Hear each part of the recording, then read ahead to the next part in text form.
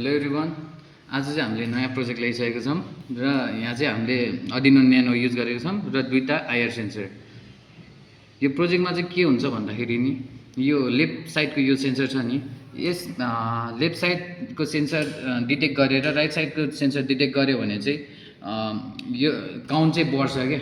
अब यदि right साइडदेखि left side गयो भने चाहिँ काउन्ट घट्छ। यो प्रोजेक्ट किन चाहियो त? किन चाहियो भन्दा यो हाम्रो अब अफिसतिर अब मान्छे कति आयो कति गयो थाहा भइरहेको हुँदैन।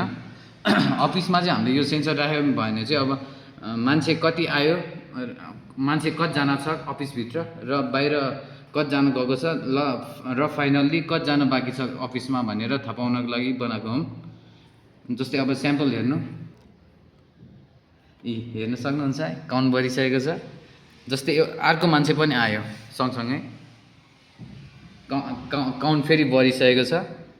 अब एउटा मान्छे चाहिँ अब बाहिर गयो अरे अफिसबाट होइन, त्यो बेला चाहिँ अब राइट साइडबाट आउँछ नि त, भित्र रुमबाट बाहिर आउने बेलामा चाहिँ काउन्ट घट्दै जान्छ कि अब 1 भइसकेको छ 2 देखि। यही नै हो मेरो प्रोजेक्ट। Thank you.